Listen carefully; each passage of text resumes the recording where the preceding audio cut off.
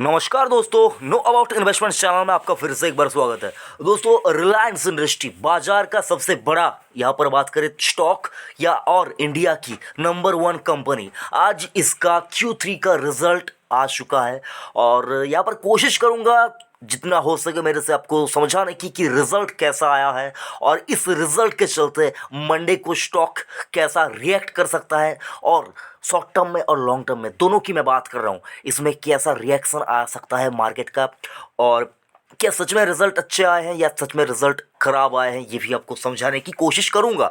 और लंबे अवधि के निवेश के लिए रिलायंस इंडस्ट्री कैसा विकल्प हो सकता है ये भी आपको बताऊंगा। लेकिन सर उससे पहले एक छोटा सा रिक्वेस्ट करना चाहूँगा, अगर आपने अब तक चैनल को सब्सक्राइब नहीं किया तो चैनल को सब्सक्राइब कीजिए, नोटिफिकेशन आइकन को प्रेस कीजिए और जुड़े रहिए नो अबाउट इन्वेस्टमेंट चैनल के साथ।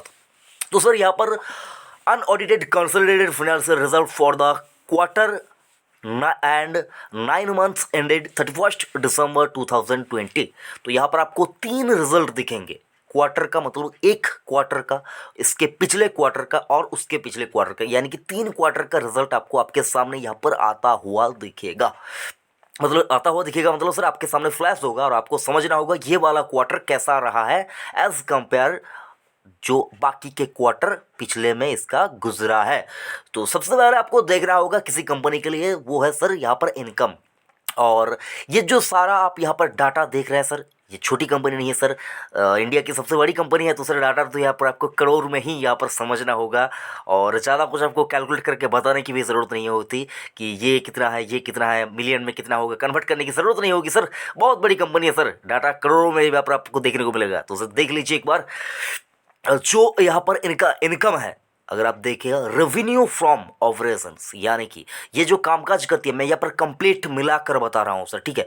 ऐसा नहीं कि जियो का ये है, ऑयल एंड गैस का ये है, रिटेल का ये है, कंप्लीट बता रहा हूँ, ठीक है सर। कंसोलिडेटेड मतलब यहाँ पर क्या है, इनका जो टोटल बिजनेस है उसका एक कंसोलिडेटेड जो रिजल्ट आया है वो रिजल्ट आपके सामने बता रहा हूँ। ऐसा नहीं कि ये सिर्फ और सिर्फ जियो का है, ये समझकर गलती मत कीजिएगा। बहुत से लोग रिलायंस इंडस्ट्रीज़ को सिर्फ और सिर्फ जियो के नाम से ही जानते हैं, मतलब ये इसका एक ही है प्रोडक्ट है जियो। लेकिन सर नहीं, जो लोग मार्केट में नए आए हैं वो लोग नहीं जानते सर, बहुत से लोग नहीं जानते जियो का। अगर आप देखें जियो अभी कुछ ही दिनों का मतलब यहाँ पर आया है मार्केट में। पहले Reliance industries oil and gas की ही कंपनी हुआ करती थी। अभी अगर आप बात करें तो एक मतलब डाइवर्सिफाइड एक पोर्टफोलियो वाला बिजनेस एक इनका बन चुका है और जिसके अंदर रिलायंस का भी महत्वपूर्ण एक रोल यहाँ पर रहा है।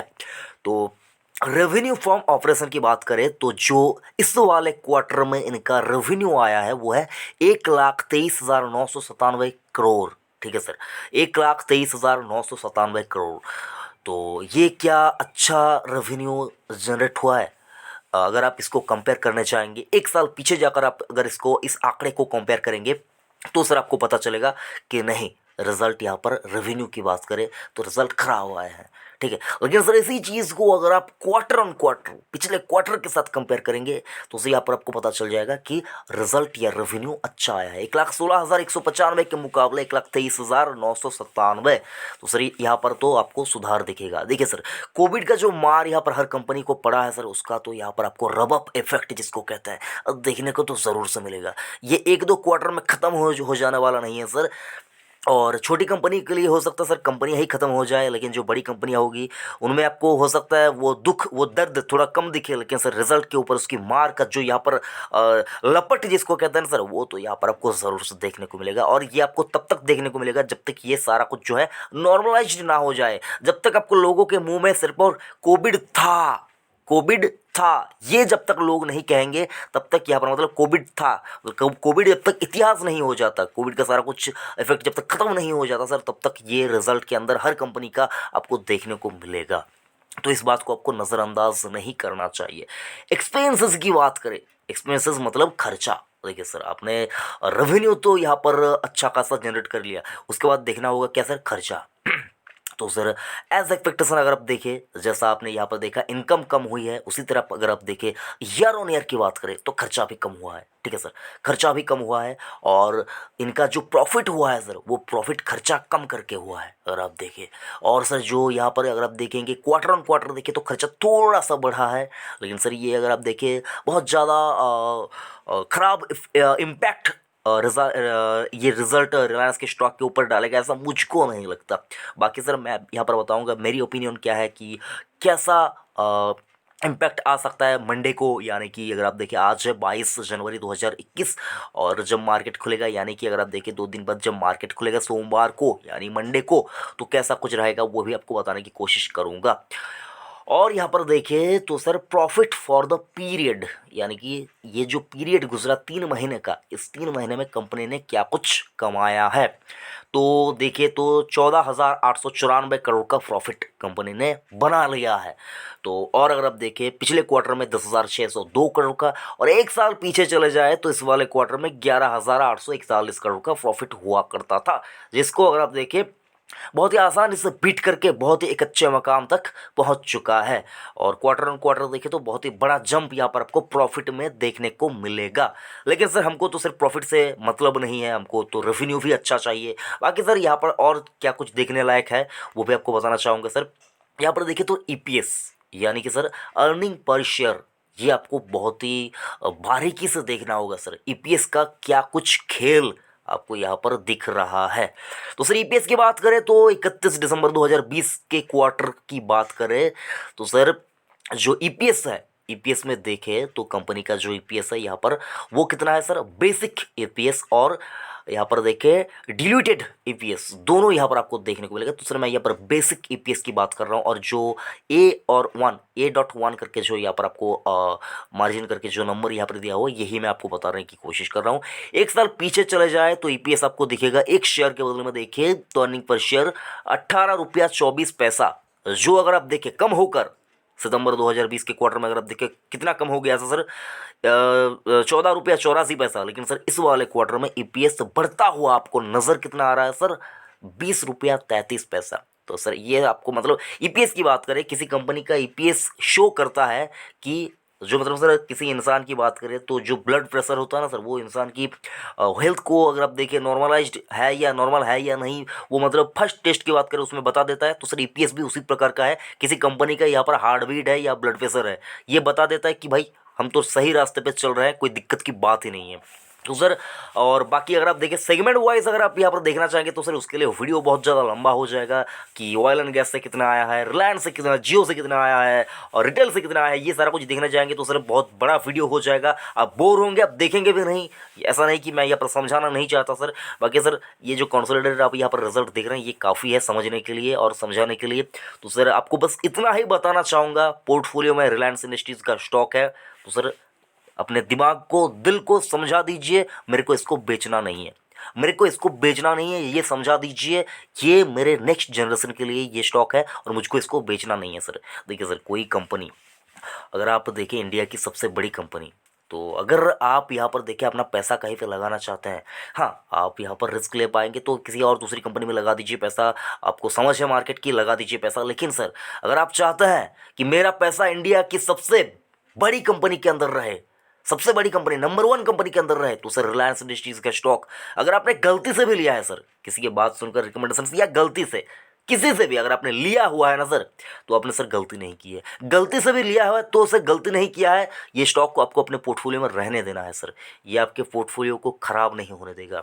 और इतना बड़ा वेटेज की बात करें निफ्टी के अंदर सबसे ज़्यादा वेटेज इसी स्टॉक का है। और अगले 5 साल की बात करें तो सर अगले 5 साल में ये कंपनी आपको, इसका जो स्टॉक प्राइस है सर अभी 2021 के लपेट में स्टॉक का प्राइस चल रहा है। और सर ऐसे कंपनियों के लिए बात करें सर प्राइस कहाँ तक जा सकता है बोलना सर इम्पॉसिबल हो चुका है, और मेरे जैसे छोटे आदमी के लिए सर ये बताना कम्प्लीटली इम्पॉसिबल है कि इसका टारगेट क्या होगा। सर मैं रिलायंस इंडस्ट्रीज़ के स्टॉक के ऊपर कोई टिप्पणी कभी नहीं करता हूँ कि इसका प्राइस क्या होगा क्या होगा, रहने दीजिए, दुखी नहीं करेगा, आपको अच्छा रिटर्न देकर ही जाएगा, डेफिनेटली देकर ही जाएगा, इसको बेचना नहीं है। अगर मंडे की बात करें तो सर मंडे को अगर मार्केट का सेंटिमेंट, मैं यहाँ पर बताने की कोशिश कर रहा हूँ सर, समझने की कोशिश कीजिए, मंडे को अगर मार्केट का सेंटिमेंट अच्छा रहता है, मंडे को अगर मार्केट का सेंटिमेंट अच्छा रहता है, मार्केट अगर तेजी के मूड में रहता है सर, मतलब निफ्टी अगर यहाँ पर 20 पॉइंट भी ऊपर रहता है सर, निफ्टी अगर 20 पॉइंट भी ऊपर रहता है तो सर मान कर चलिए रिलायंस का स्टॉक आपको खूब तेजी दिखाता हुआ नजर आएगा। लेकिन मार्केट अगर आज जैसे मार्केट गिरा, अगर आपको गिरावट का शिकार होता हुआ दिखे तो सर ये मानकर चल सकते हैं कि रिलायंस आपको यहाँ पर कोशिश करेगा मार्केट को ऊपर ले जाने की कोशिश करेगा। तो मतलब बताने की कोशिश यही हो रही है सर कि स्टॉक मंडे को ज़्यादा चांस है कि ऊपर जाता हुआ ही नजर आए। मैं पूरी तरह से गलत हो सकता हूँ, यहाँ पर रिजल्ट के ऊपर हो सकता है रेवेन्यू कम आया है, इसके चलते हो सकता है नेगेटिव इंपैक्ट भी आ सकता है। लेकिन सर ऐसा मुझको दिखाई नहीं दे रहा है कि यहाँ पर इस रिजल्ट के चलते स्टॉक के अंदर बहुत ज़्यादा गिरावट आ जाएगी, मुझको नज़र नहीं आ रहा है सर। बाकी बहुत से लोग होंगे मतलब जो मेरे से ज़्यादा जानकार हैं वो लोग कहेंगे हो सकता है ये मतलब मेरे से जो मैं यहाँ पर सोच रहा हूँ उससे अलग वो लोग सोच सकते हैं। लेकिन सर मुझको जितना समझ में आ रहा है स्टॉक मंडे को ऊपर ही जाएगा, ये मैं मानकर चल रहा हूँ सर। और अगर बाय एनी चांस आपको स्टॉक गिरता हुआ नजर आता है, देखिए सर मार्केट आपको हमेशा यहाँ पर आपके एक्सपेक्टेशन को मतलब ख़त्म कर देता है, आपको हमेशा सरप्राइज करता है। अगर स्टॉक नीचे आता है 1900 के नीचे अगर कभी आता है स्टॉक, तो सर किसी से भी पूछने की ज़रूरत नहीं है, स्टॉक को एक्यूमुलेट करते जाइए, स्टॉक को अपने पोर्टफोलियो में ऐड करते जाइए। ये स्टॉक आपके पास रहना ही चाहिए, रहना ही चाहिए सर। शब्दों के ऊपर गौर कीजिए सर। मतलब मैं रिलायंस इंडस्ट्रीज़ के स्टॉक के ऊपर अगर आप देखिए इन्वेस्टमेंट करने के लिए मैं मतलब आंख बंद करके जो बात होती है ना सर वो मैं यहाँ पर मतलब बता पाता हूँ कि ये स्टॉक में आपको पैसा लगा के रखना चाहिए सर। और टारगेट प्राइस की बात करें सर 5 साल में ये स्टॉक 5,000 का नहीं होगा, ये मैं बता नहीं पाऊँगा। हो भी सकता है सर, कोई मतलब सबको पता है कि रिलायंस यहाँ से कहाँ तक भाग सकता है, कितना दम है इस स्टॉक के अंदर, वो इसने भाग कर दिखा दिया है। तो सर आपको यही समझ रखना है, यही कुछ करना है, रिलायंस को पकड़े रहना है, बेचना नहीं है सर। इंडिया की सबसे बड़ी कंपनी है सर। और जो इनके मालिक है मुकेश अंबानी साहब, सर वो बात करें तो सर उनका भी अगर आप देखें उनका जो नेटवर्थ है वो कहाँ से कहाँ पहुँच गया। तो सर वो उनका नेटवर्थ जितना बढ़ेगा आपके पोर्टफोलियो में जो स्टॉक है सर उसका प्राइस भी आपको बढ़ता ही दिखेगा। और अ, मुझको ये गर्व महसूस होता है कि रिलायंस इंडस्ट्रीज़ का स्टॉक थोड़ा ही सही सर, 1 2 3 5 जितना ही सही सर मेरे पोर्टफोलियो में है। मतलब मुझको ये सोच कर ही अच्छा लगता है कि मतलब मेरे पास स्टॉक है तो सही। और बाकी आपको अगर आप देखिए सर बहुत कुछ आपको यहाँ पर दिक्कत भी नज़र आएंगी सर। अगर आप देखिए चेंज इन इन्वेंटरीज और finished good, work in progress and stock in trade, ये सर कुछ आपको नेगेटिव में जाता हुआ दिखेगा। लेकिन सर मायने नहीं रखेगा सर क्योंकि ये रिलायंस है। बस आपको यही बताने की कोशिश था। वीडियो कैसा लगा कमेंट करके ज़रूर से बताइएगा। और अगर आपने अब तक चैनल को सब्सक्राइब नहीं किया तो चैनल को सब्सक्राइब कीजिए और लाइक या डिसलाइक दोनों में से कोई एक ज़रूर से ठोक के जाइए। थैंक यू, जय हिंद।